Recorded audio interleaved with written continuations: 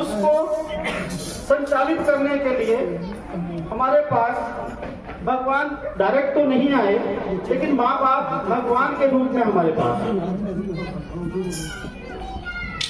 और इन 3 पीढ़ियों में मेरा आपको ये मैं संदेश देना चाहता हूँ कि हमारे देश में, हिंदू वाले देश में, श्री राम जी 500 साल तक कैंट में रहे।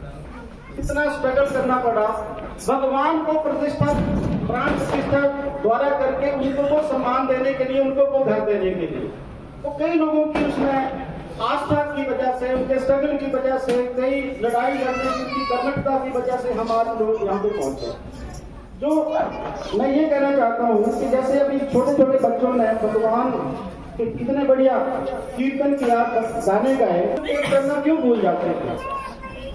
क्यों हम अपने बच्चों को अपने धर्म के साथ, अपने राष्ट्र के साथ नहीं जोड़ते? हम उनको, हम छोटे छोटे से तो मेरी माँ हमें कहानियां सुनाती थी, देश प्रेम की कहानियां सुनाती थी। तो हम लोग जब घर आते हैं अपने मोबाइल में बिजी हो जाते हैं, बच्चे इधर उधर घूमे, जब वो रोता है उसको भी मोबाइल दे देते हैं और काम करता है। कि अपने बच्चों में धर्म और राष्ट्र प्रेम को भरिए, क्योंकि अगर धर्म नहीं होगा तो भी हम कोई विरासत नहीं रख पाएंगे, और राष्ट्र नहीं होगा तो आज आप अफगानिस्तान देख लीजिए, पाकिस्तान देख लीजिए, ईरान, इराक देख लीजिए, सीरिया देख लीजिए। तो राष्ट्र प्रेम और धर्म प्रेम 2 चीजें हैं जो हमें बहुत अच्छे से समझनी चाहिए, और अपने बच्चों में उसका धीरे धीरे उसका हमें उसको बच्चों को इम्प्रेस करवाना चाहिए, उसके बारे में जानकारी देनी चाहिए। आज क्योंकि राम लल्ला जी का प्राण प्रतिष्ठा हुई है, तो मैं सनातन धर्म की भी बात करूंगा। शायद मैं कहता हूँ आज की डेट में शायद उनको अपने सनातन धर्म की विरासता नहीं पता, उसका गहन नहीं पता, इसलिए वो इधर उधर, जैसे एक अगर एमडी और एमएस सर्जन डॉक्टर और बड़े अच्छे डॉक्टर हों, लेकिन हम आरएमपी के बाद घूम जाते हैं। मैं समझता हूँ वो सारे ऐसे हैं जैसे नदियां नाले, उसी का उनका आधार है, लेकिन फिर भी वो पनपते भी हैं। और सनातन क्या है? सनातन वो है ना जिसका आदि है ना अंत है। आप इसी से समझ लीजिए कि ये अनंत है, ना इसका आदि है ना अंत है। और इसके जो 4 पिलर हैं, 4 पिलर जिसके ऊपर सनातन धर्म बना है। सबसे पहला है उस धर्म, अपने धर्म में आस्था। आप अपने धर्म में आस्था कितनी रखते हैं? दूसरा है दया, दया भाव, चाहे वो इंसान के प्रति हो, दूसरे प्राणियों के प्रति हो, समाज के प्रति हो, दूसरे कोई भी हैबिटेट है उनके प्रति दया भाव हम कितना रखते हैं, दिल में दया भाव हम कितना रखते हैं। तीसरा उसमें है सत्य।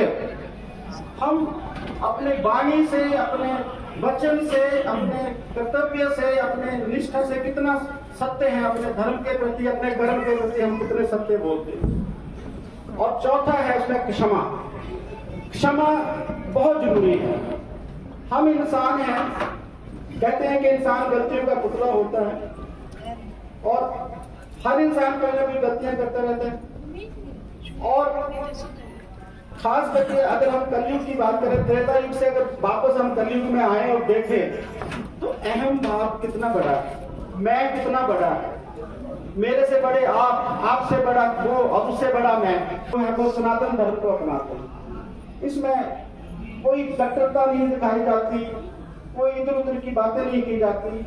हर आदमी अपने धर्म को करे, इन 4 पिलर्स को जीवन का निर्वाह करे, अच्छे समाज की उत्पत्ति करे, और एक सहर्षपूर्ण एक वातावरण का एक उत्थान हो जिसमें हम सभी सर्वे भवन्तु सुखिनः, हम कहते हैं सर्वे भवन्तु सुखिनः, सब सुखी हो, कोई बीमार ना हो, किसी को कोई पीड़ा ना हो, किसी को कष्ट ना हो, और सब हम मिलके एक अच्छा स्वस्थ और सौहार्दपूर्ण एक जीवन की एक जीवन का पिता और भगवान, ये दोनों एक दूसरे के पर्यायवाची।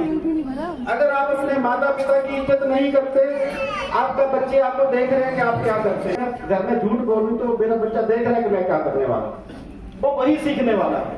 अगर आप कर्तव्य परायण बनना चाहते हैं तो उसको वो बच्चा देखेगा कि आप कैसे, आप कितने मेहनती हैं, कितने ईमानदार हैं, कितने कर्मठ हैं, वही देख के आपका बच्चा आगे बढ़ेगा। उसको कहीं और स्कूल से कोई और। ये जो कार्यक्रम है एक धार्मिक के साथ साथ एक सामाजिक कार्यक्रम। हम अक्सर यहाँ पे ऐसे बहुत सारे कार्यक्रम करते रहते हैं। अभी पीछे आपने देखा होगा, मेरे आपसे एक रिक्वेस्ट, देखिए समाज का हिस्सा बनिए। आज शहरों से आपने शायद इसलिए आपको अपना कुंडी बंद कर दिया, सब ठीक है, लेकिन वो सब ठीक नहीं होता। आप समाज में जुड़िए,